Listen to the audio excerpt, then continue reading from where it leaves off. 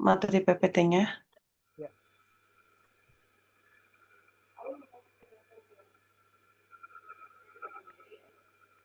Bentar.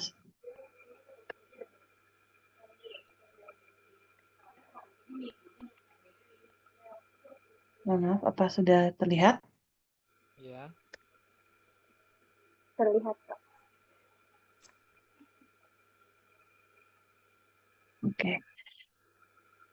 Baik, jika begitu kami izin untuk memulai presentasi atas referat kami, yaitu berjudul Advanced Cardiac Life Support atau ACLS. Jadi untuk awalnya kami akan menjelaskan dulu tentang anatomi dan fisiologi jantung karena ini adalah merupakan salah satu proses, ACLS adalah proses untuk resusitasi jantung, sehingga kita harus memahami anatomi dan fisiologi jantung yang berhubungan dengan resusitasi jantung itu sendiri. Namun secara singkat saja, jadi untuk dari anatominya itu sendiri, jantung memiliki 4 tuang, 4 katup, dan 4 vena utama yang masuk dan keluar untuk melakukan fungsi utamanya yaitu memompa darah ke seluruh tubuh untuk mentransportasi nutrisi dan juga menjaga temperatur dan banyak fungsi jantung lainnya. Nah, untuk 4 ruang utamanya itu ada atrium kanan, ventricle. Mohon maaf ini kalau saya ada dot kelihatan nggak ya? Sebentar. Ini terlihat tidak kursor saya menunjuk? Ya. Terlihat. Oke, izin untuk melanjutkan. Jadi ada 4 ruang, atrium kanan, ventricle kanan, atrium kiri, ventricle kiri, ada 4 katup, mohon maaf, katup trikuspid, katup pulmonar, katup mitral, dan katup aorta. Terus pembuluh darahnya itu yang masuk ke dalam jantung adalah vena cava superior dan inferior, serta vena pulmonari. Dan juga ada yang keluar itu adalah arteri pulmoner dan juga aorta. Nah, untuk jantung ini diperdarahi terutama dari arteri koronaria dari aorta yang nanti akan terpisah menjadi arteri koronaria dextra dan arteri koronaria sinistra kanan dan kiri yang akan memperdarahi. Kalau koronaria dextra itu akan memperdarahi bagian anterior dan untuk sinistra itu akan memperdarahi bagian samping dan belakang dari jantung, serta kalau misalnya jantung ini sendiri di kelistrikannya atau diinervasi oleh saraf simpatik dan parasimpatik yang nanti akan mengikuti jalan, yaitu akan memicu terjadinya kontraksi pertama dari arahnya SA ke AV hingga ke bundle of His sampai ke serat Purkinje yang akan menyebabkan kontraksi jantung hingga dia itu bisa memompa darah ke seluruh tubuh. Nah, darah sirkulasi jantung itu sendiri merupakan sistem yang tertutup yang pertama tuh diawali dari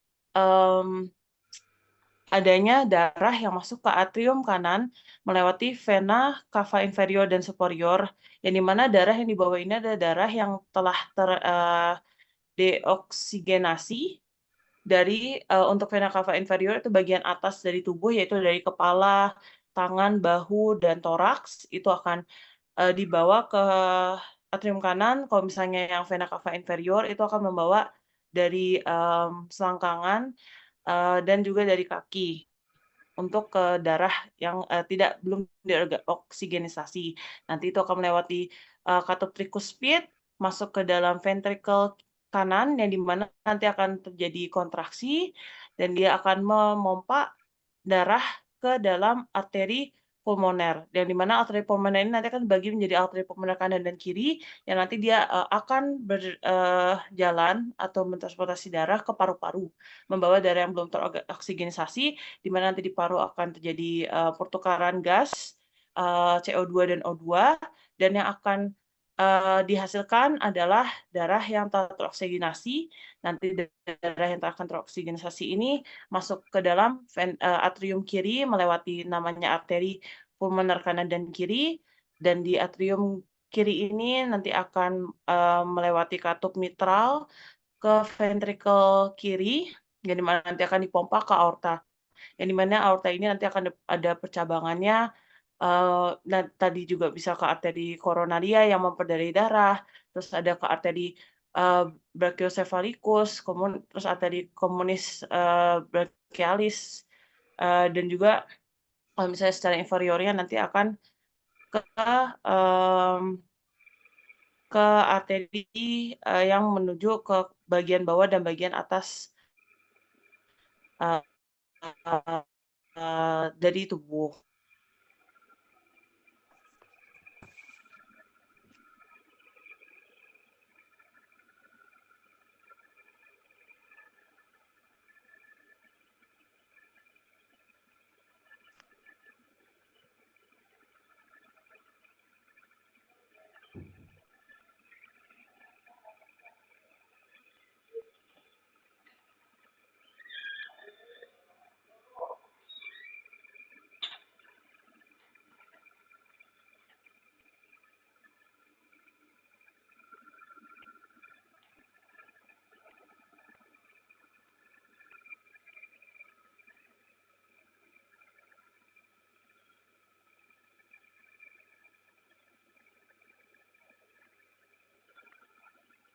Mohon maaf dokter, mungkin Ya. Kak Afif sedang ada gangguan dok. Oh iya.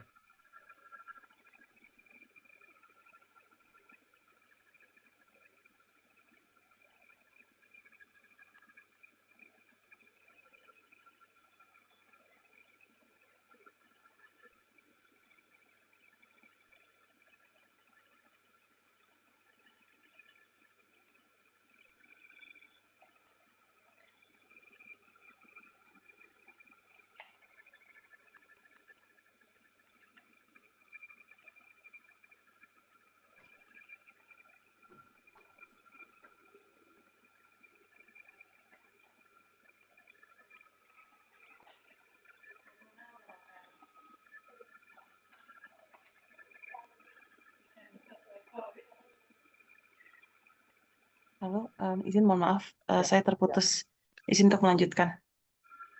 Apakah sudah terlihat? Tadi mohon maaf terputusnya dari mana ya? Sirkulasi Kak. Seperti tadi.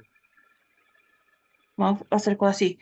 Baik, jadi untuk sekilas saja tadi saya ulangin aja dari inferior dan superior vena cava akan ke atrium kanan, akan melewati katup tricuspid, akan ke atrium ke ventricle kanan yang nanti akan memompa darah yang tidak teroksigenasi, darah yang sudah tidak ada oksigen dari bagian kepala, eh, tangan, bahu, dan toraks untuk vena cava superior,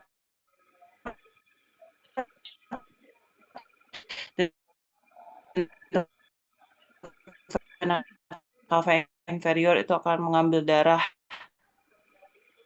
yang tidak teroksigenasi dari kaki, ke atrium kanan, ke ventrikel kanan, nanti akan terpompa ke paru-paru, di paru-paru akan terjadi pertukaran gas, darah pulmoner ventrikel kanan masuk ke aorta, yang dimana nanti akan ada percabangan yang membawa darah yang sudah teroksigenasi ke seluruh bagian tubuh.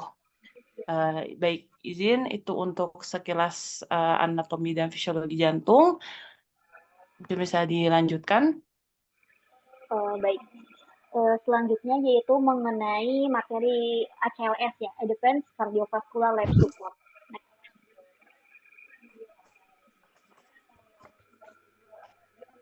Boleh di next Kak. Nah, ini kita pengantar lebih dahulu. Nah, apa sih perbedaan dari AH 2015 dan AH 2020? Next.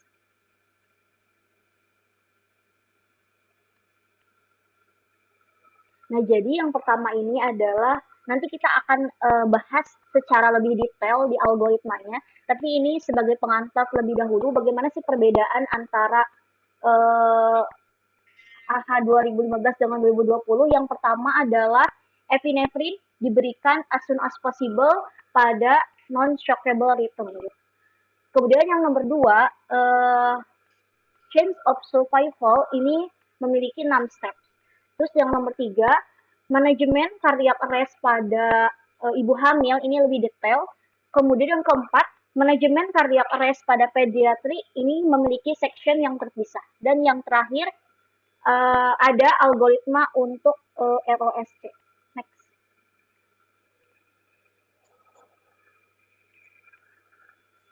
Nah, apa itu ACLS? ACLS ini merupakan suatu upaya tindak lanjut dalam resusitasi jantung paru yang mana bertujuan dalam hal mengembalikan sirkulasi spontan pada pasien yang mengalami kegawat daruratan jantung. Karena ini disebut dengan advance kardiak, maka akan ditambahkan penanganan dengan obat-obatan, tata laksana jalan nafas, dan defibrilasi. Kemudian pada Perki telah melancarkan program pelatihan ACLS sejak 9 tahun 97 yang tujuannya adalah untuk mengantisipasi dan memberi tindakan yang cepat dan tepat dalam menit-menit pertama untuk mengurangi kemungkinan terjadinya henti jantung, renjatan, dan gagal jantung akut. Gitu. Jadi pada intinya ACLS ini nanti perbedaan itu adalah adanya pemberian obat-obatan, tata laksana jalan nafas, dan defibrilasi. Kemudian ini tujuannya, yang pertama adalah mencegah terjadinya henti jantung dengan memaksimalkan manajemen lanjut jalan nafas dan pemberian nafas serta pemberian obat-obatan. Yang kedua, terapi pada penderita yang tidak berhasil dengan defibrilasi. Yang ketiga adalah memberikan defibrilasi jika terjadi ventricular fibrilasi, mencegah fibrilasi berulang dan menstabilkan penderita setelah resusitasi. Next. Nah, ini yang pertama adalah chain of survival. ACLS ini menekankan pentingnya tindakan-tindakan yang berkelanjutan yang saling terkait satu sama lain agar memperoleh hasil yang maksimal untuk menyelamatkan hidup pasien. Jadi ada yang namanya the chain of survival atau rantai kelangsungan hidup. Next. Selanjutnya di sini ada gambar-gambar ya. Rantai kelangsungan hidup pada yang dewasa maupun yang pediatri. Nah, ini sih terlihat kan bagaimana rantai keberlangsungan hidup pada out of hospital, jadi di luar, jadi konteksnya di luar rumah sakit dan di dalam rumah sakit. Di sini kan terlihat ya, kita fokus dulu ke gambar yang merah, ini yang adult. Pada rantai pertama, ini adalah aktivasi emergency response. Jadi kemudian yang kedua ada high quality CPR, yang ketiga adalah defibrilasi, yang keempat ada advanced resuscitation. Karena yang pertama ini, yang atas ini adalah kalau ada misal ada kejadian itu di luar rumah sakit, makanya perbedaan itu di sini ada gambar rantai yang keempat, saya tunjukkan ya.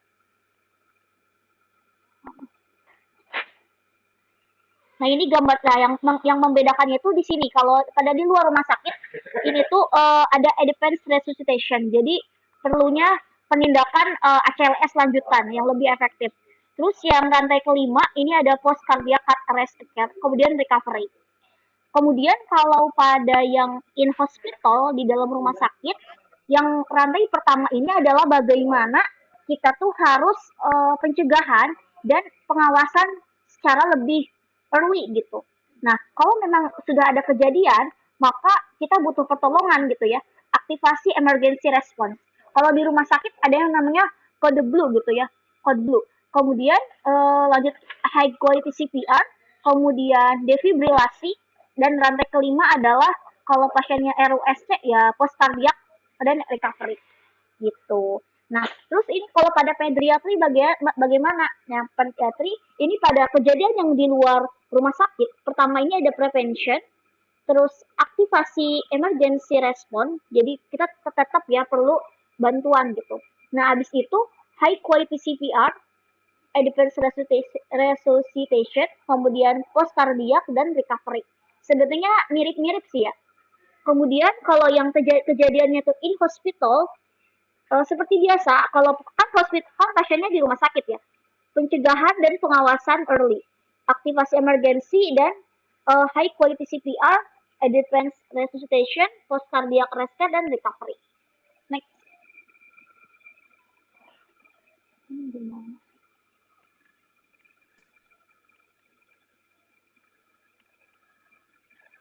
Nah, pada kejadian IHCA, in hospital cardiac arrest, yang pertama kita lakukan adalah bagaimana kita melakukan pengawasan dan pencegahan pada pasien. Ya tentunya kalau pengawasan telemetri EKG kan, kita lihat kita monitoring EKG-nya gitu ya. Jadi kita bisa Kalau kelihatan EKG-nya ada perubahan, misal wah ini ada perubahan nih jadi jadi ada sinus takikardi atau misal jadi ada perubahan misal PF. Jadi kita bisa lebih apa ya namanya tuh lebih tahu gitu, bisa tahu lebih dini gitu. Jadi intinya pengawasan dan pencegahan pada rantai pertama in hospital cardiac arrest. EKG, terus monitoring tanda vital, tekanan darah, heart rate, respirasi, saturasi, itu dimonitor. Terus sistem scoring yang dibuat berdasarkan beberapa parameter seperti data lab dan kriteria klinis. Kemudian pembentukan reaksi cepat, misal tim kode blue. Kemudian masuk ke rantai kedua.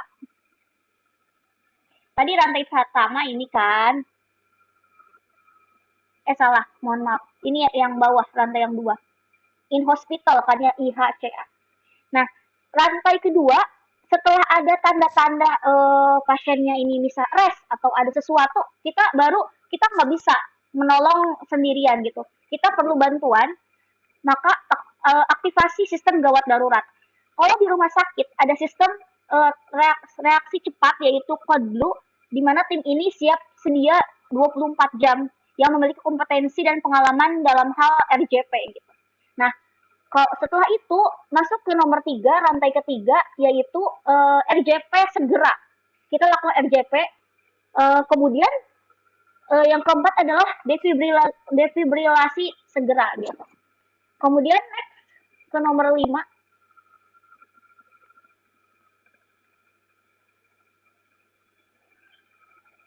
Selanjutnya Kak.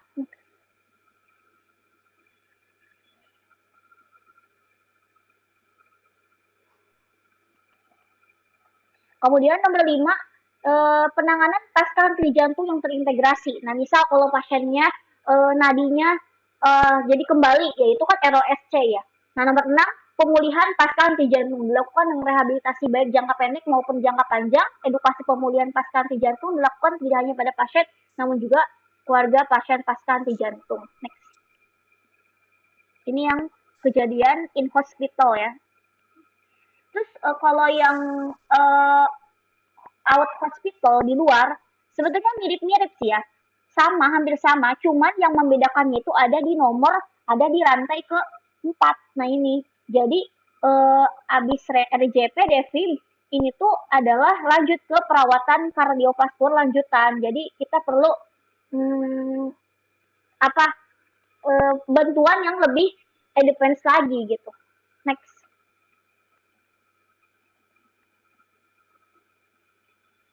Nah, penelitian secara klinis dan epidemiologis membuktikan bahwa si survival chain ini sangat efektif gitu. Di mana maka peluang penderita yang mengalami ventricular fibrilasi yang disaksikan di luar RS ini bisa diselamatkan hingga 50%. Namun, pelaksanaan sistem pelayanan gawat darurat segera bagi pasien tidak sadarkan diri, baik di luar maupun dalam RS, ini sangat bergantung dengan kecepatan. Jadi, tetap ya, harus kecepatan dan pelaksanaan rantai keberlangsungan hidup yang saling terkait satu sama lain.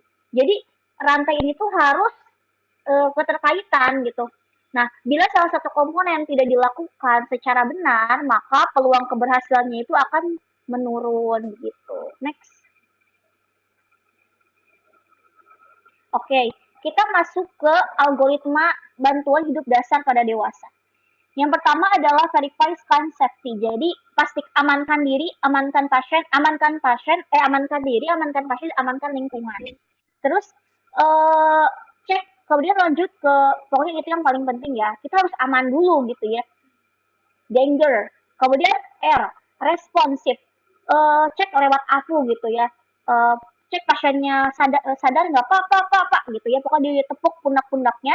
Terus setelah dicek responnya, kita perlu bantuan, should be normal help. Kita perlu bantuan orang lain untuk menghubungi emergency gitu. Aktivasi emergency response, kemudian ini get AED, automatic external defibrilasi. Dan emergency, pokoknya intinya kita perlu alat-alat emergency gitu. Nah, setelah itu lihat pasiennya itu no breathing atau only gasping dan cek pulse-nya. Nah, kalau dia normal breathing, ya udah berarti kita monitor aja. Tapi kalau dia tidak normal nafasnya, itu kita berikan pernafasan buatan apa namanya tuh 1 kali nafas setiap 6 detik atau 10 kali per menit. Kemudian cek nadinya setiap 2 menit. Jika tidak ada nadi, itu kita langsung CPR kayak gitu. Nah, kalau pasiennya itu ada overdosis opioid, kita bisa berikan reverse-nya itu adalah naloxone. Ini sesuai dengan protokol. Nah, abis itu kalau dia henti nafas, ini kan no breathing ya, henti nafas, kemudian henti jantung juga, ini langsung aja kita lakukan CPR. CPR dengan perbandingan 30:2. Jadi 1, 2, 3, 4 sampai 30. Nah, habis 30 langsung diberikan oksigen gitu. Oksigenasi. Kayak gitu. Nah, habis itu ini kalau sudah ada emergency response. Kemudian ini alat AED-nya sudah sampai, kemudian cek ritme apakah shockable atau non shockable. Kalau shockable itu berikan 1 shock, kemudian setelah di shock itu kita lanjutkan CPR untuk 2 menit. Jadi 2 menit ini kira-kira 5 siklus. Jadi satu siklusnya itu adalah 30:2 gitu. Kemudian dilanjutkan. Nah, kalau non shockable obatnya itu bukan di shock, tapi ya udah lanjut aja langsung CPR. Kemudian lanjut ke obat-obatan kayak gitu. Nah, ini adalah bantuan hidup dasar. Next, BLS ya gitu, basic life support. Boleh next. Nah, ini kalau pada anak. Nah, kalau pada anak, misal pada satu penolong, sama ya, kita amankan lokasi dulu, terus cek respon, panggil bantuan, kemudian perhatikan apakah napas terhenti atau tersenggal, cek nadi, kalau nadi benar-benar apakah nadi ini teraba dalam 10 detik. Jadi kalau meraba nadi juga harus cepat gitu, dalam waktu 10 detik.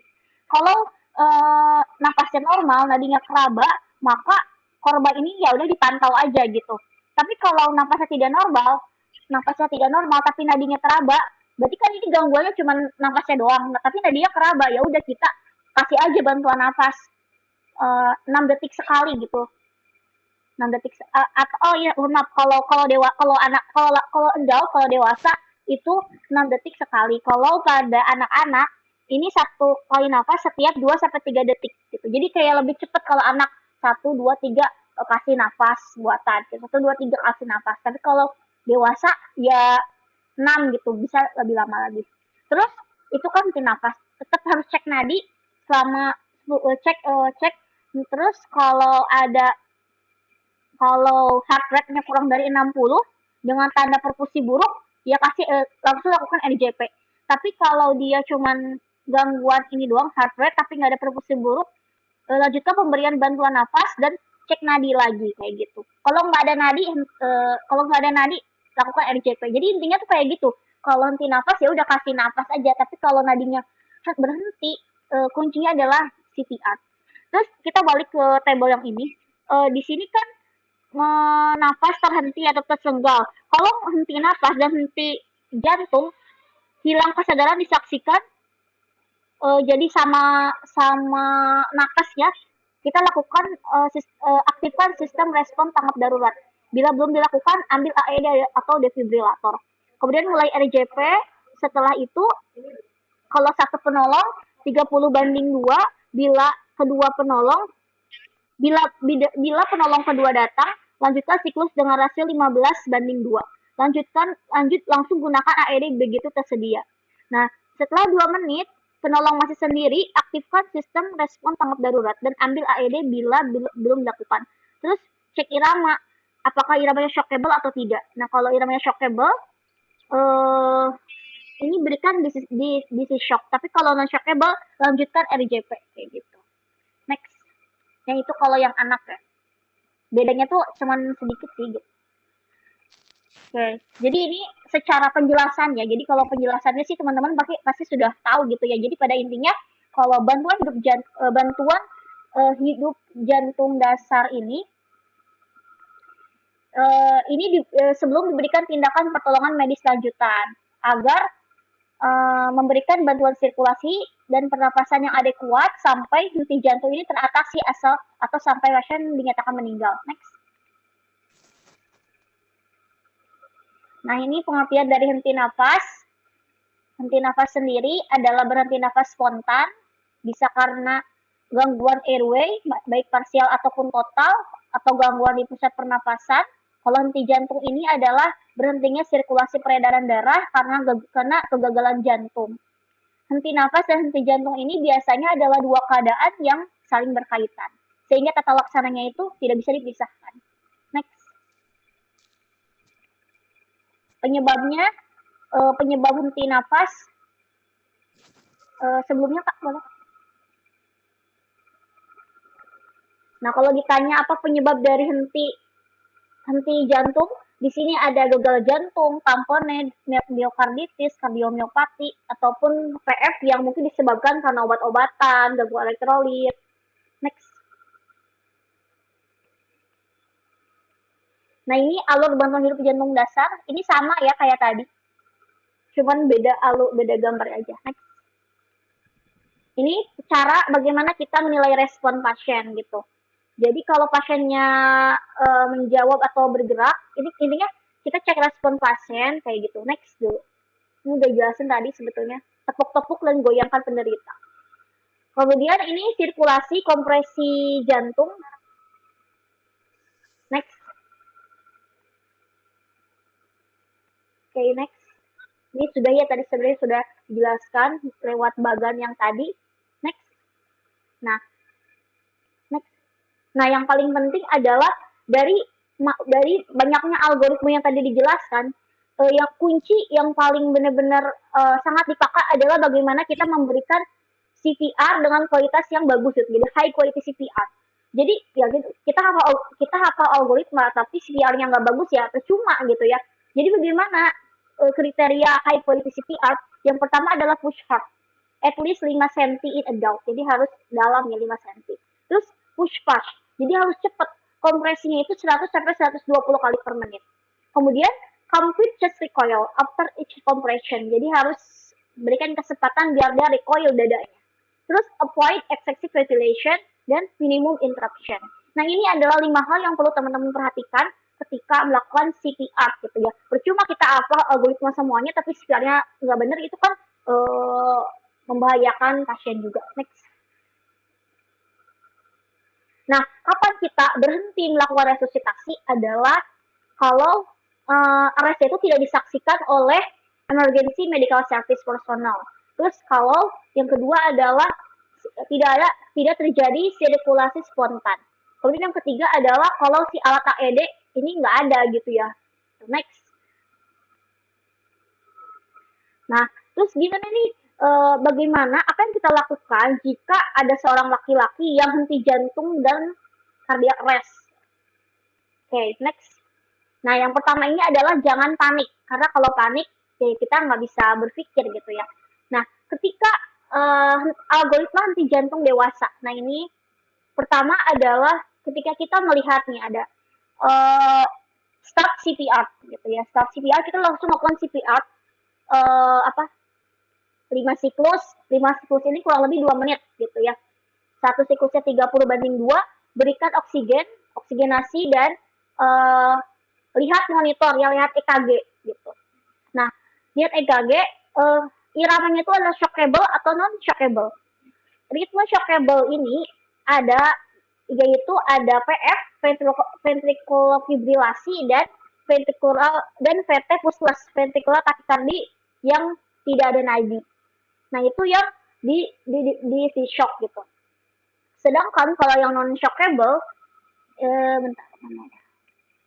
sedangkan kalau yang non shockable itu asystole atau PA atau pulseless electrical activity. Jadi yang ini yang harus di shock, ini nggak perlu gitu ya. Ini nggak perlu di shock. Nah, sebenarnya DC shock itu apa gitu ya. Jadi dia itu kayak kan ventricular fibrilasi itu kan iramanya itu irregular ya ventrikelnya tuh. dia itu memompa tapi ya iramanya itu nggak benar gitu, makanya harus di reset. Nah, tujuan tujuan dari di si shock ini adalah agar si iramanya tuh jadi asistol gitu. Jadi bisa pasien dikatakan wah ini PF atau PT tapi nggak ada nadi, kita raba tuh nggak ada nadi gitu, PT pusles atau PF. Nah itu kelihatan kayak gitu, itu sebenarnya indikasi untuk dilakukan DC shock. Nah sebenarnya obatnya itu adalah satu DC shock, dibikin asistol gitu, dibikin asistol. Nah, oke, kita lihat bagian yang sini dulu ya, yang pertama dulu. Nah, habis itu DC shock. Nah, yang kita siap-siap untuk melakukan DC shock gitu. And clear, you clear, everybody is clear. Jadi nggak boleh ada yang megang pasien. Jadi shocknya, CPR-nya harus diberhentikan terlebih dahulu. Berhentikan, langsung di shock. Shock itu di pedalnya itu diletakkan di sternum dan satu lagi di bawah aksila lah ya, di apex jantung.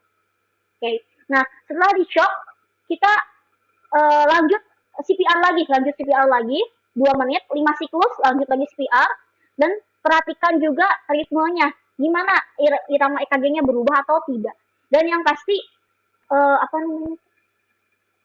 IV ya akses intravena lanjut gitu ya.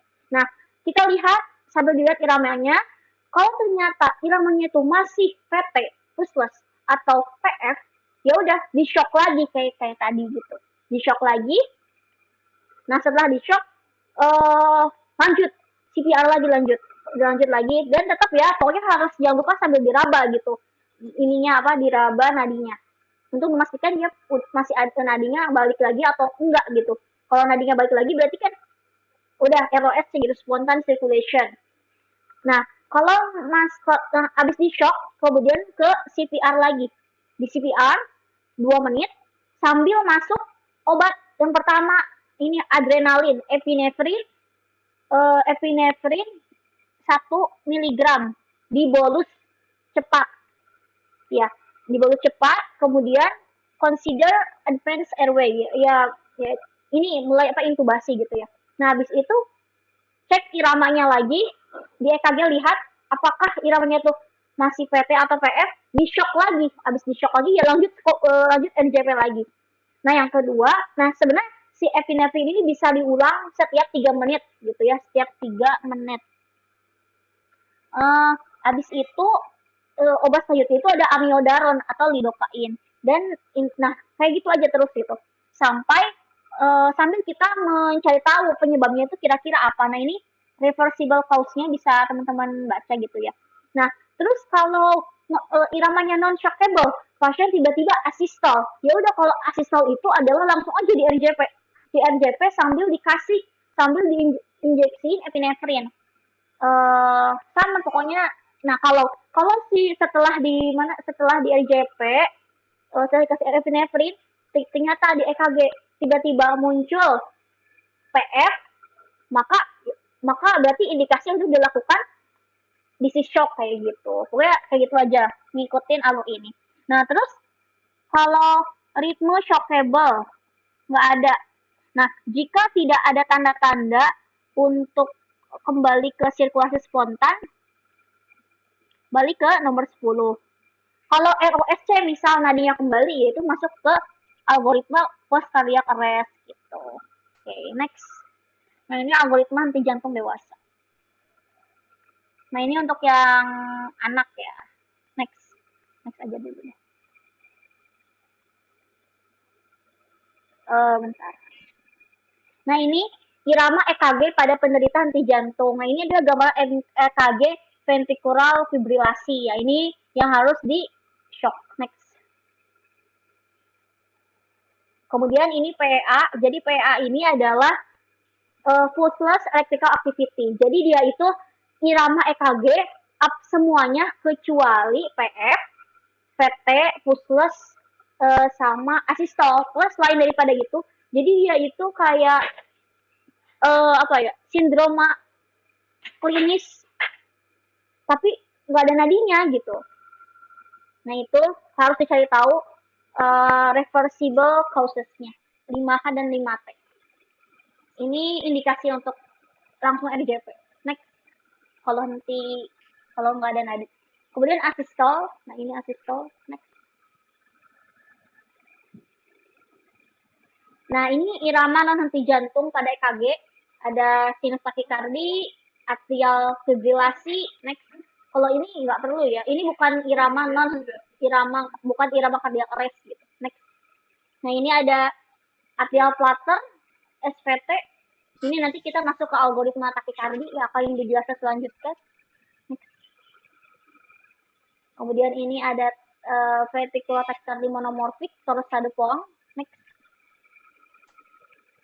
Nah, ini penjelasan tentang cardiac arrest ya yang tadi sesuai bagan. Jadi, intinya cardiac arrest ini adalah suatu keadaan di mana sirkulasi darah berhenti karena kegagalan jantung untuk berkontraksi. Gambaran henti jantung ada 4 ya, VF, VT pusat, VA, dan asistol. Nah, ini tindakan defibrilasi. Jadi, ini adalah suatu pemberian sejumlah arus listrik di mana ini tujuannya untuk mengembalikan irama menjadi normal. Next. Nah, ini proseduralnya gitu ya, proseduralnya. Nanti kita bisa dibaca gitu ya kalau ini. Next. Obat-obatan. Nah, ini obat-obatan yang biasanya dipakai untuk bentar.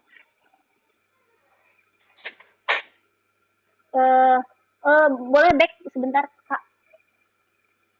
Nah, ini obat-obatan ada epinefrin, norepinefrin, dopamin, dan dobutamin. Ini ya bisa dibaca ya penjelasan mekanisme kerjanya. Next. Nah, ini juga indikasi, dosis, serta cara pemberiannya yang lebih lengkap. Next. Obat-obatan inotropik. Vasopresol. Next dulu. Boleh di next.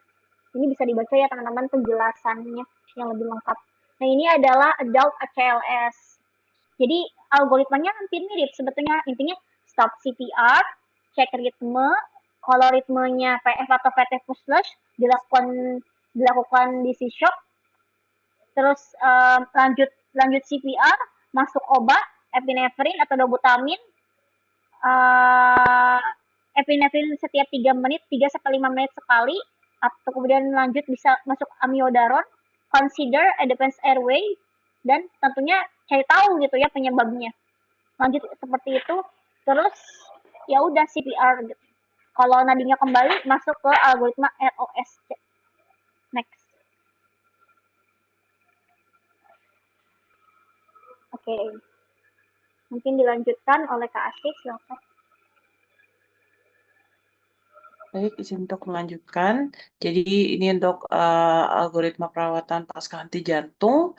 Jadi ini apa yang akan kita lakukan pada pasien yang telah mengalami henti jantung dan telah masuk ke fase ROSC atau Return of Spontaneous Circulation. Ini ditandakan pertama itu adalah nadi yang sudah teraba. Namun kalau misalnya dari algoritmanya AHA itu sendiri, pertama itu nadi yang teraba, terus juga nanti akan dilakukan pemeriksaan waveform capnografi, yang ini untuk melihat PETCO atau partial end tidal CO2. Jadi ini untuk melihat gambaran akhir CO2, tekanan akhir CO2. Ini juga bisa untuk menghitung PA CO2. Namun intinya PET CO2-nya itu akan meningkat yang menandakan bahwa nadi itu sudah kembali. Terus juga bisa dilihat bahwa ROSC itu salah satu kriterianya tadi juga selain nadi, terus ada peningkatan PET CO2, PET CO2 itu juga bisa lihat tekanan arterial spontan itu di akan terlihat di monitor. Nah, terus untuk kalau misalnya sudah kembali ke ROSC, mohon maaf ini gambarnya agak kecil ya. Sebentar, mungkin bisa digedein. Oke, tadi.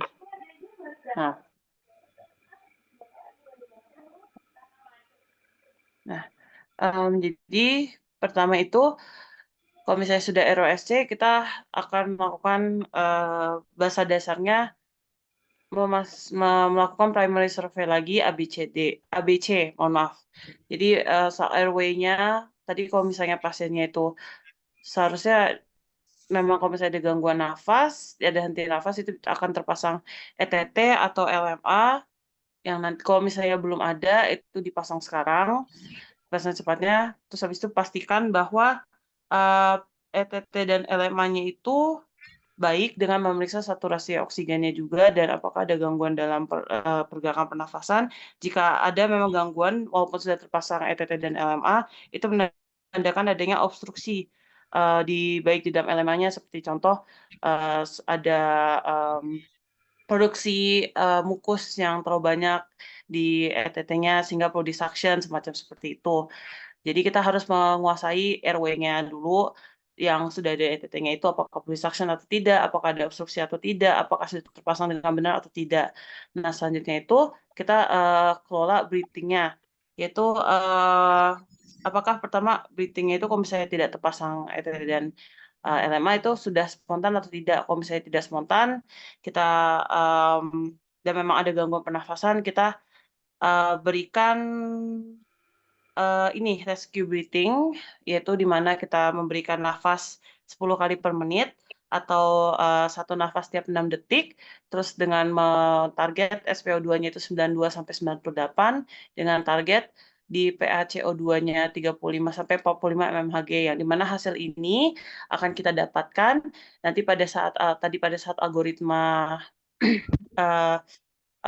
henti jantung cardiac arrest itu salah satunya kita juga melakukan pemeriksaan AGD.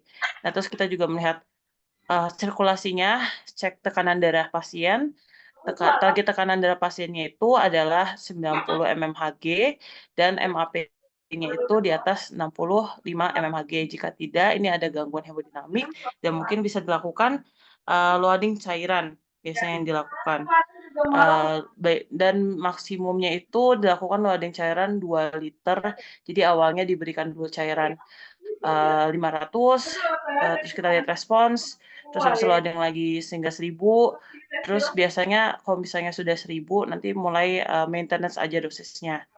Tidak boleh lebih loadingnya daripada 2 liter untuk dewasa.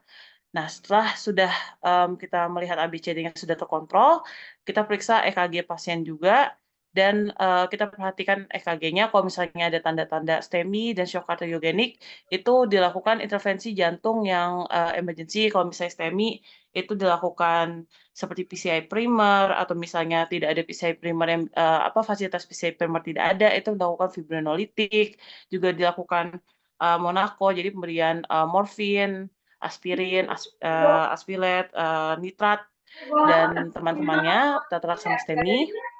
Dan kalau misalnya shock kardiogenik, itu loading cairan dan juga mencari tahu gangguan jantungnya bagaimana diberikan obat epinefrin dan semacam-macamnya.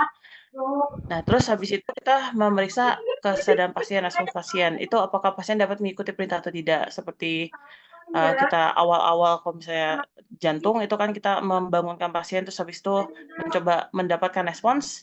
Di sini pasien dapat mengikuti perintah atau tidak. Kalau misalnya pasiennya mengikuti perintah itu artinya pasien sudah sadar. Jadi di sini mengikuti perintah seperti contoh kayak, Bu, tolong gerakan kakinya, gerakan tangannya. Pasiennya kan kemungkinan besar sudah terpasang ETT atau LMA, jadi kita dia bisa secara vokal, namun kita minta secara pergerakan atau berkedip pasiennya apakah bisa atau tidak gitu. Itu yang untuk menilai sadarnya pasien atau tidak. Kalau pasiennya iya sadar, itu kita mengevaluasi etiologi. Jadi dari 5H, 5T ini apa yang menyebabkan terjadinya henti jantung pasien. Terus habis itu kita menata laksanakannya. Dan juga kita biasanya mengevaluasi untuk memasukkan pasien ke ICU atau HCU. Nah, kalau misalnya pasien tidak dapat mengikuti perintah, artinya pasien itu tidak sadar atau dalam keadaan komatos. Di mana sini kita akan melakukan TTM atau Targeted Temperature Management.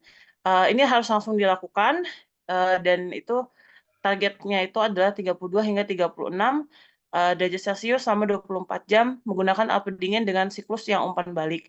Terus kita juga melakukan sekalian dengan melakukan TTM, kita memeriksa CT dan EEG untuk memperhatikan apakah ada kerusakan pada otak pasien yang disebabkan oleh gangguan oksigenasi pada otak yang karena henti jantung pada pasien. Nah, habis itu tadi juga evaluasi 5H 5T, tata laksananya bagaimana, habis itu dirujuk ke ICU dan juga atau ke HCU. Terus selain ini juga karena kita mengevaluasi 5H 5T, itu kita bisa melakukan pemeriksaan penunjang seperti ronsen toraks, di mana ronsen toraks ini akan penting sekali untuk mendiagnosa, terutama seperti penyebabnya tensi pneumotorax atau tamponade jantung itu. Jadi kita kalau misalnya normal, itu kita bisa menghilangkan diagnosa tersebut. Kita juga memeriksa elektrolit, memeriksa AGD, dan juga EKG-nya pasien. Dan dari 4 hal itu dan juga AGD, itu kita bisa memeriksa, mengetahui penyebabnya dari 5H 5T ini apa. Terus juga biasanya akan dilakukan pemasangan kateter untuk memeriksa apakah pasien merespons terhadap terapi yang tadi diberikan kalau misalnya ada gangguan hemodinamik. Nah, terus ini untuk selanjutnya algoritma brakikardia dewasa. Tadi seperti contoh kan ada berapa kemungkinan, salah satunya itu dari 5H 5T itu menyebabkan brakikardia yang nanti bisa menyebabkan henti jantung. Nah, kalau misalnya kita hanya ditemukan dengan brakikardianya, kita bisa memberikan intervensi seperti ini algoritmanya. Jadi pertama, kalau misalnya memang kita menemukan pasien yang sudah dalam keadaan brakikardia, yaitu kalau dewasa itu nadinya itu 50 kali, di bawah 50 kali per menit, itu kita pertama melakukan identifikasi dan atasi penyebab dasar. Utamanya ini sebenarnya melakukan primary ABCD. Jadi kita pertahankan kapasitas jalan nafas, terus kalau misalnya memang dia ada gangguan nafas, gangguan saturasi oksigen, dan mempunyai indikasi untuk intubasi, itu bisa memasang ETT. Kita juga kalau misalnya oksigennya berkurang, kita bisa memasang oksigen tanpa ETT juga kalau misalnya tidak ada indikasi untuk itu. Dan pasang monitor terutama untuk memeriksa irama jantung, untuk mengetahui bagaimana biasanya kita kan tidak selalu bisa melakukan EKG 12 sadap. Jadi kita terutama itu melihat dari monitor irama jantungnya bagaimana, terus kita juga melihat TTV-nya, tekanan darah, saturasi, suhu, dan lain-lain. Terus pemasangan akses IV, dan juga kalau misalnya memang bisa mempertimbangkan melakukan pemeriksaan toksikologi dan hipoksia, atau lebih tepatnya pemeriksaan AGD kalau misalnya sempat. Namun terutama, walaupun di sini ditulis banyak pemeriksaan, kayak contoh memeriksa AGD, toksin, memeriksa toksin, memeriksa pasang EKG, namun utamanya ini kalau kita mengutamakan penata laksanaan, yaitu pemberian obat.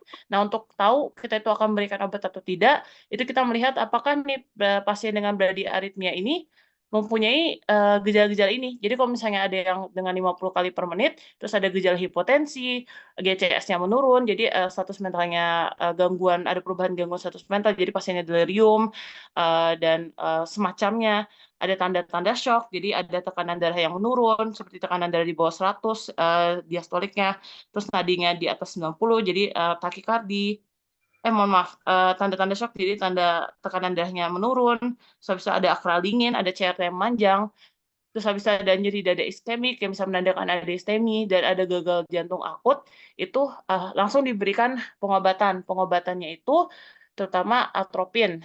Atropin dulu yang diberikan di sini. Dosis pertamanya itu secara bolus diberikan 1 mg, terus ulangi tiap 3-5 menit. Dan ini hanya bisa diulangi 3 kali, jadi dosis maksimalnya 3 mg. Jadi kita pakai berikan atropin, kita tunggu obatnya sekitar 2 menitan, evaluasi lagi apakah masih brakikardia atau tidak. Terus habis itu kalau misalnya belum, pasang lagi atropin jadi 2 kali, jadi itu 2 mg. Terus habis itu belum lagi, ke 3 kali pasang 3 mg. Nah, kalau misalnya 3 kali udah dikasih atropin masih bradikardi, itu kita melakukan pacu jantung. Pacu jantungnya bisa pakai alat pacu jantung yang transkutan atau memakai secara pakai obat, yaitu memberikan dopamin infus dan epinefrin infus. Kalau alat pacu jantung transkutan nanti ada cara pemakaiannya. Ini gambarannya alat pacu jantung transkutan. Jadi kita hanya bahasa kasarnya menempelkan ke dalam kulit, dan ini nanti bisa memicu terjadinya kontraksi jantung dan menstabilkan brady aritmia pasien jika terpakai dengan benar. Kalau misalnya tidak ada alat pacu jantung persekutan, itu kita memberikan dopamin dan atau epinefrin IV drip, dan ini dosisnya kira-kira bisa ini ada perhitungannya per kGBB, terus ada maksimumnya juga. Terus kalau misalnya memang ini juga masih ada brakikardi atau misalnya memang masih tidak stabil pasiennya, pertimbangkan konsultasi ke spesialis jantung dan pasang pacu jantung yang transvena, yang dimana dia itu lebih efektif daripada pacu jantung transkutan. Nah, tapi kalau misalnya pasien ini dengan bradikardia itu tidak ada gejala-gejala kayak gini, kita monitor dan observasi saja, karena untuk etiologi dari bradikardia itu ada yang secara fisiologis bisa terjadi secara normal, maksudnya seperti saat pasiennya sedang tidur atau baru bangun, biasanya bisa bradikardi, pasiennya misalnya dalam keadaan baru sadar atau pos keadaan yang seperti henti jantung, itu bisa bradikardi duluan, nanti terus bisa diobservasi bisa kembali lagi seperti normal irama jantungnya, seperti itu. Nah, tadi untuk bradikardi itu sendiri bisa disebabkan oleh beberapa kondisi jantung. Seperti contoh, tadi ada kalau misalnya sinus bradikardia ini bisa secara fisiologis terjadi secara normal. Jadi pada saat tidur, pada saat ada peningkatan vagoton, jadi pada atlet ada nyeri yang besar, jadi vagal stimulation, ada STEMI, ada sinusitis, ada ya inilah tulisannya. Ada juga efek-efek obat seperti beta blocker, kalsium channel blocker, dan yang ditulis ini bisa menyebabkan terjadinya sinus bradikardia.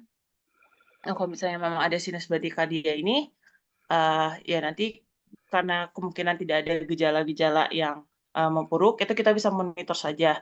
Nah, biasanya yang paling bahaya itu untuk bradikardia itu kalau misalnya ditemukan AV block. Nah, AV block itu sendiri terbagi menjadi 3 seperti ini. Ini gambaran yang nanti akan terlihat terutama di monitor. Ini di lead 2 semuanya. Yang dimana kalau monitor kita biasanya melihatnya langsung dari lead 2. Pokoknya intinya AV block, kalau AV block itu adanya pemanjangan dari PR interval dan juga nadi yang kurang dari 60 kali per menit. Jadi PR intervalnya itu kenapa memanjang tuh seberapa? Lebih dari 5 kotak. Jadi 0,20 milliseconds, dan kalau misalnya derajat-derajatnya mungkin ini bisa dibaca aja ya, first degree, second degree, dan total FV block itu kayak gimana. Nah, seperti itu. Nah, terus habis itu ini untuk yang dewasa. Nah, terus ini yang untuk pediatri. Apa sih sebenarnya bedanya pediatri sama anak? Sebenarnya intinya sama. Ada seseorang yang ada bayi. Kalau di sini anak yang mengalami brakikadi, yang dimana pertama itu beda untuk berapa nilai. Maaf, di sini untuk neonatus itu dianggap bradikadi jika nadinya di bawah 110. Kalau anak yang dari usia 0 tahun sampai 2 tahun itu di bawah 85, 2 sampai 6 tahun itu di bawah 75, dan kalau misalnya dia udah di atas 60 tahun itu seperti dewasa normal, yaitu di bawah 60 itu sudah dianggap bradikadi. Nah, kalau misalnya dia ditemukan bayi seperti itu atau anak-anak seperti itu, kita perhatikan dulu apakah ada gangguan kardiopulmoner, jadi ada penurunan GCS, tanda-tanda shock, dan apakah ada hipotensi. Jika tidak, itu pertahankan ABC aja dan oksigenasi, observasi, dan pasang EKG, terus identifikasi dan terapi sebab dasar. Yang di sini kemungkinan penyebab pada anak tuh terutama hipotermia, hipoksia, dan adanya obat-obatan seperti tadi, CCB, beta blocker, dan lain-lain. Nah, tapi kalau misalnya ada gangguan kardiopulmoner, kita melakukan ABC juga, namun RW-nya itu pertama pertahankan potensi jalan nafas, terus melihat apakah ada indikasi memerlukan NRM kah, apakah memerlukan intubasi kah. Biasanya tuh kalau misalnya dalam keadaan bradikardi yang diperlukan ada NRM terus dipasang 2 liter. Namun itu dasarnya, tapi nanti tergantung situasi pasiennya seperti apa, saturasi oksigennya, dan pernafasannya, apakah ada retraksi, apakah ada nafas kuping hidung pada anaknya. Terus bentuk pernafasan dengan oksigen, dan biasanya kalau misalnya memang sudah terlalu buruk diberikan ventilasi tekanan positif. dan pemantauan jantung untuk mengidentifikasi irama. Jadi kita pasang monitor nadi dan untuk tekanan darah dan oximetrinya. Nah, bedanya itu algoritma bradikadi pada dewasa dan anak. Kalau di anak itu ada RJP. Kalau di dewasa itu hanya dilakukan intervensi terapi obat. Kalau misalnya di anak itu kalau misalnya fetal nadinya itu di bawah 60 menit, walaupun oksigenasi dan 60 kali per menit itu walaupun oksigenasi dan ventilasinya itu adekuat dan normal, itu tetap dimulai langsung RJP satu siklus 15 kali 2 dan itu dilakukan terus menerus dan dievaluasi tiap 2 menit. Kalau misalnya 2 menit masih bradikadi dengan RJP, kita berikan pertama lanjut di RJP, terus habis itu pasang akses IV, terus kita berikan epinefrin. Dosis epinefrinnya itu 0,01 mg Kg per BB, terus diulangi setiap 3 menit, dan itu lanjutkan terus sampai pasiennya itu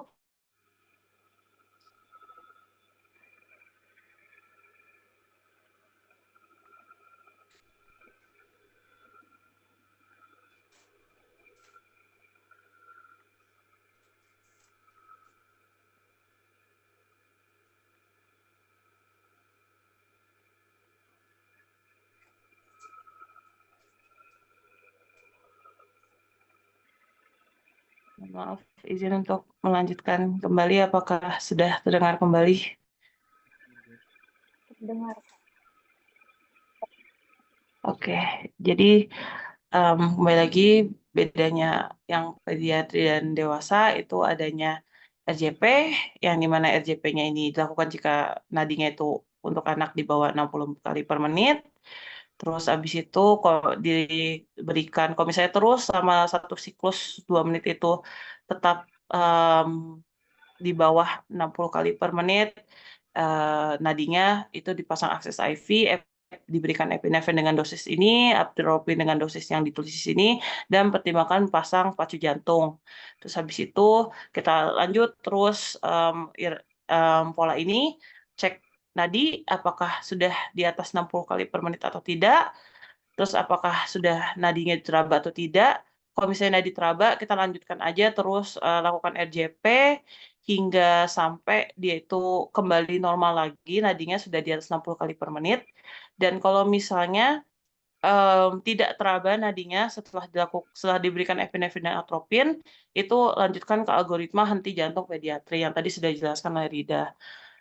Nah, oke, jadi ini untuk tadi EKG-nya, ini tadi penjelasannya, ini tata laksananya tadi udah dijelaskan, ini untuk obat-obatnya, tadi ada epinefrin dan dopamin, ini untuk dibaca saja, ini untuk pacu jantungnya, dan ini untuk lanjut ke algoritma takikardi dewasa.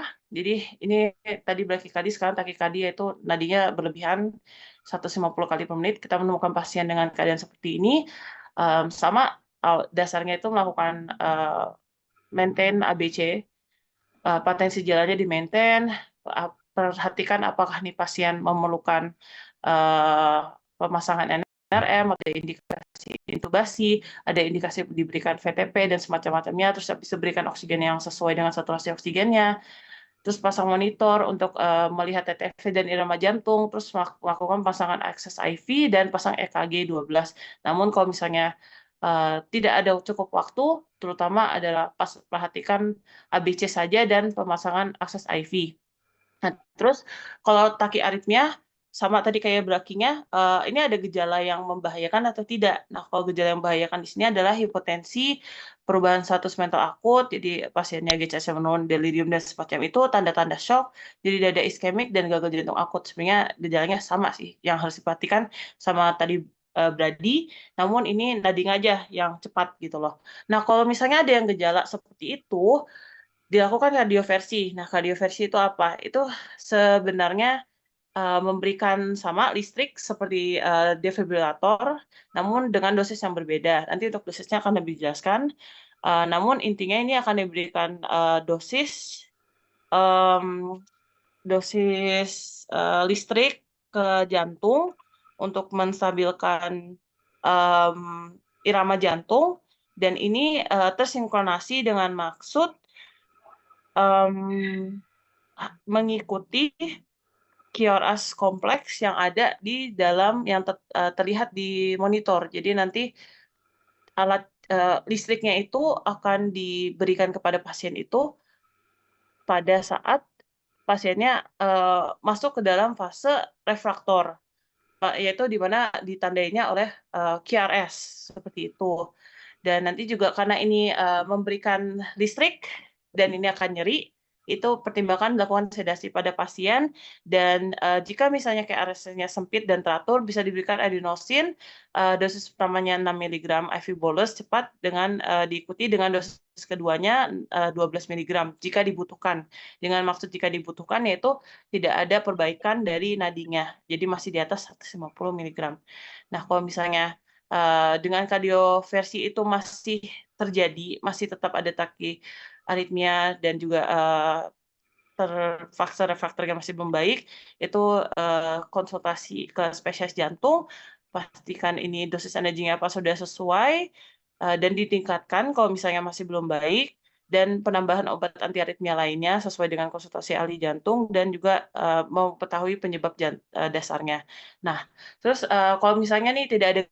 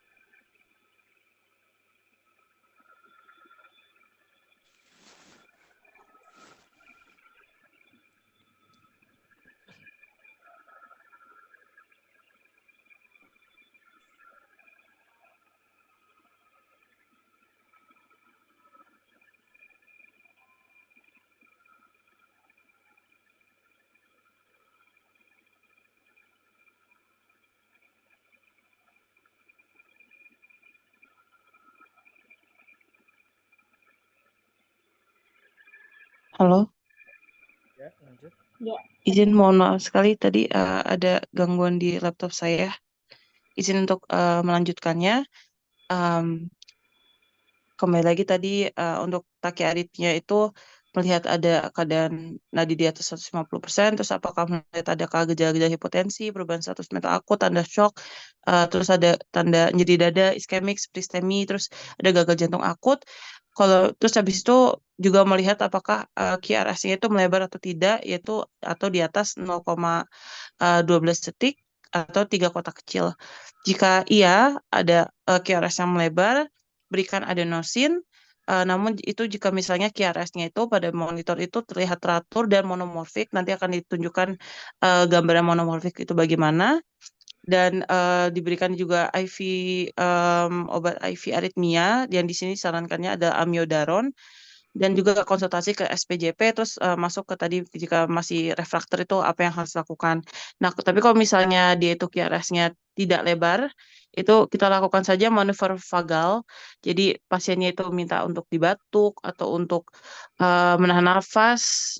Namun ini dilakukan hanya jika irama reguler, yang dimana vagal ini akan bisa mengembalikan nadi yang brakikardi itu, maaf, nadi yang takiaritmia kembali menjadi normal lagi karena memang ada bisa peningkatan takiaritmia secara fisiologis juga. Terus kalau misalnya Rama juga irregular bisa diberikan adenosin jika misalnya tidak ada perbaikan sama sekali setelah monitoring dan juga monitor vagal dilakukan. Terus bisa diberikan juga beta blocker dan kalsium channel blocker yang salah satu efek sampingnya itu bisa menurunkan nadi, dan pertimbangkan konsultasi ke SPJP kalau misalnya masih tidak ada perbaikan dari denyut nadi izin. Terus selanjutnya, oke ini untuk takikardia pediatri, bagaimana algoritmanya. Jadi kalau misalnya ditemukan ada anak dengan keadaan takikardia yang di mana di sini mungkin bisa ke next slide selanjutnya.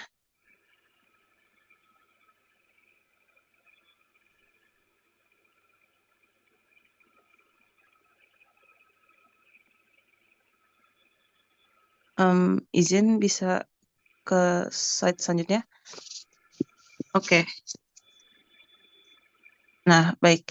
Nah, di sini kita bisa melihat kalau misalnya ini gambaran takikardia itu di mana HTT itu lebih dari normal. Kalau misalnya pada anak itu dia itu pada neonatal itu di atas 150, pada anak umur 2 tahun itu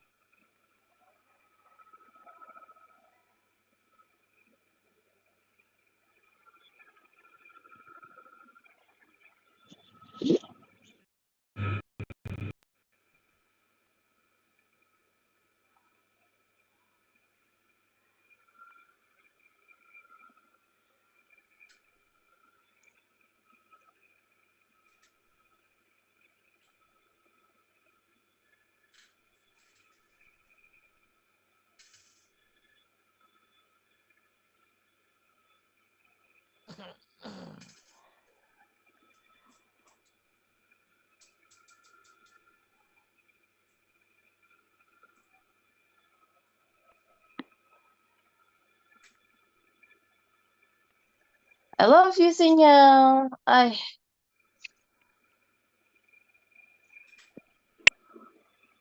Halo,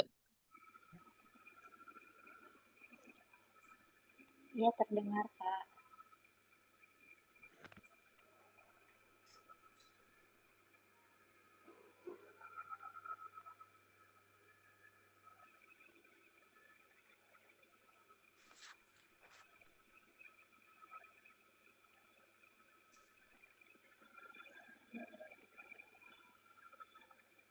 Gimana sih?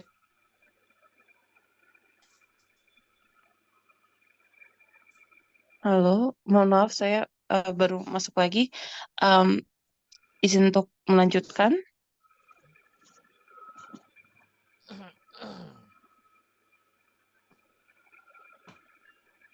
Ya, lanjut, Kak. Sudah terdengar.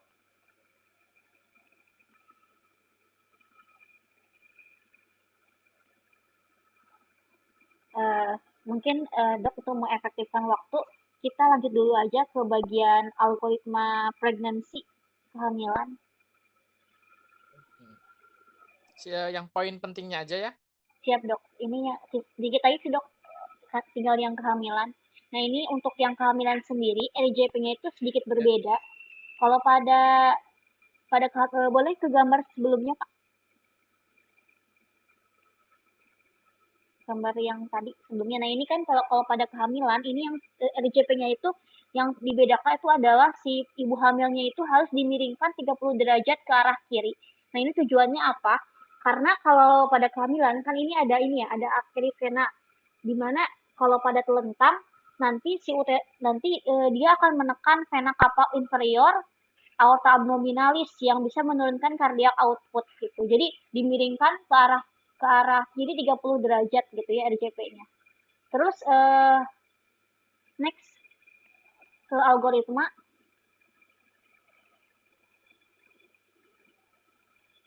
Nah, ini kita lanjut di high quality CPR, defibrilasi, dan yang paling penting adalah kita harus berkonsultasi dengan feto maternal sebelumnya, Kak, ke algoritma. Jadi ini kita harus berkonsultasi ke feto maternal. Kenapa? Karena ini kan kegawat daruratan pada ibu hamil ya. Jadi ada kemungkinan untuk dilakukan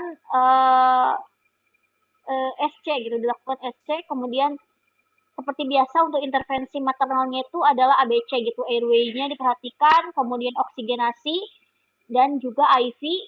Dan jika menerima IV magnesium ini di stop dan diganti dengan kalsium glukonat. Kemudian lanjut ke BLS, high quality CPR, defibrilasi. Kemudian untuk intervensi obstetriknya adalah tadi dengan diposisikan miring, monitor fetus dan juga persiapan untuk dilakukan SC gitu ya. Next.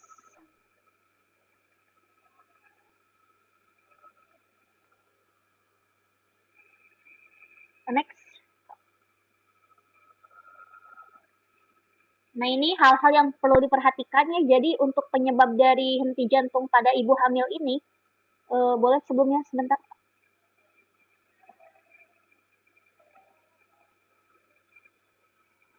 Jadi untuk henti jantung pada ibu hamil ini ada singkatannya ABCD.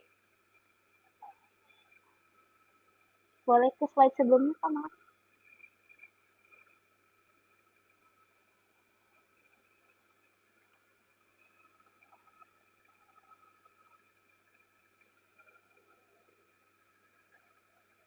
Jadi penyebab itu bisa karena komplikasi anestetik, bisa karena pendarahan, kardiovaskular, drug, embolic, fever, maupun karena general neuro-obstetric dan hipertensi. Next, kita masuk ke algoritma resusitasi neonatus terakhir. Ke algoritma resusitasi neonatus. Nah ini, jadi ketika resusitasi neonatus, ini kita siap-siap ya, konseling antenatal, persiapan faktor risiko, apakah faktor risiko ibu hamilnya, apakah kemungkinan janinnya itu terjadi apa ya, maksudnya gangguan gitu. Jadi tetap kita harus briefing dulu, briefing tim, persiapan alat. Nah ini bayinya lahir, cek gestasi, tonusnya kuat atau tidak, menangis, pernapasannya bagaimana, cek menangis atau tidak. Nah kalau bagus, tonusnya bagus, maka si bayi ini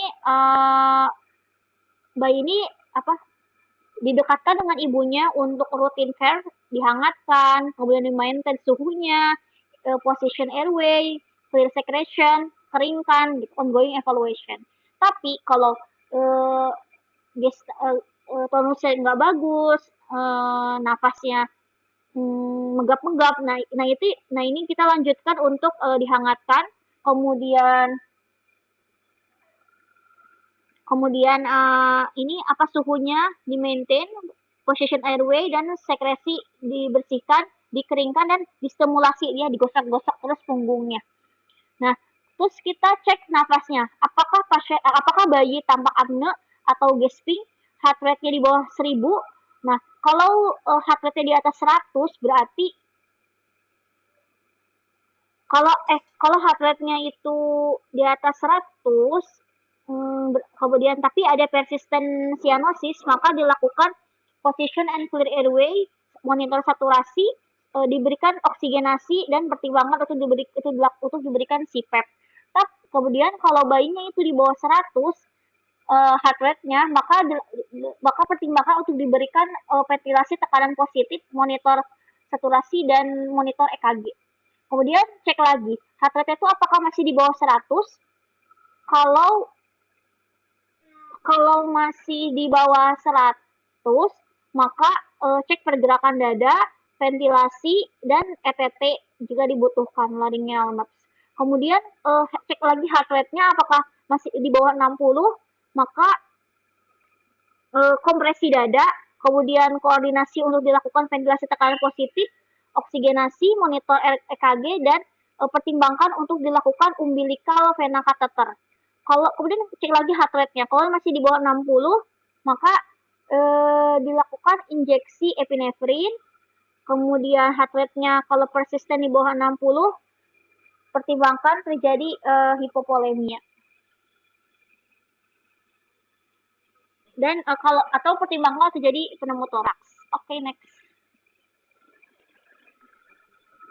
Baik dokter, mungkin cukup sekian untuk pemaparan referat ACLS kami, dok.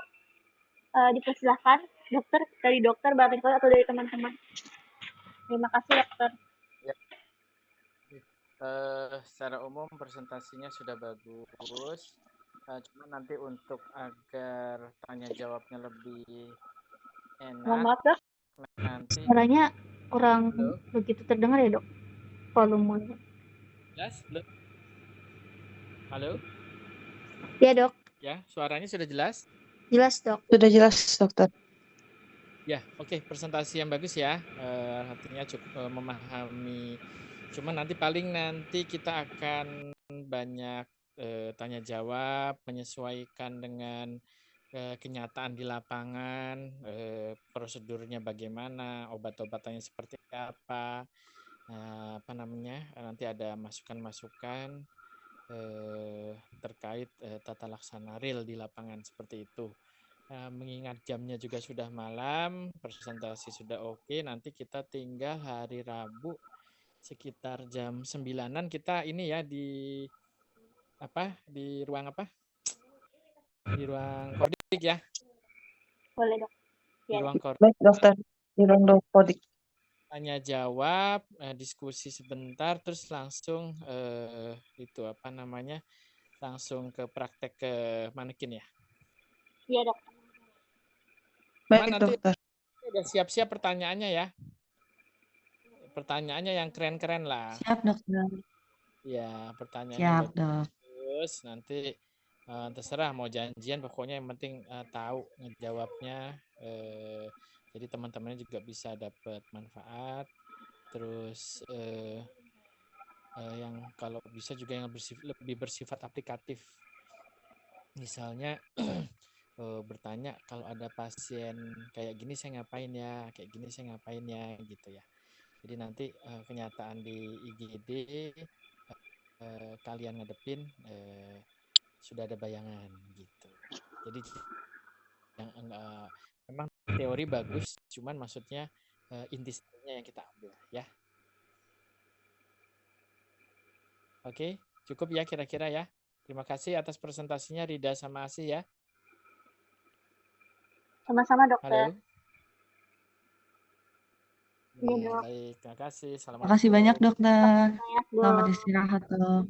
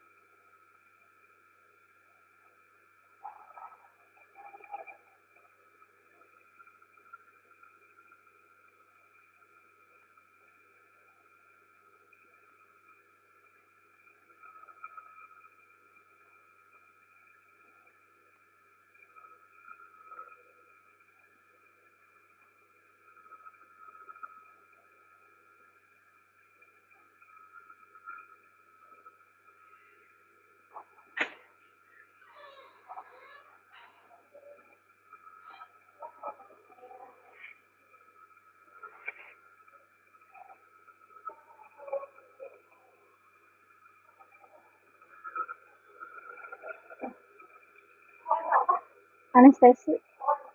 Ya, Dok. Iya, Dok, baru selesai, Dok. Iya, baru selesai, Bun.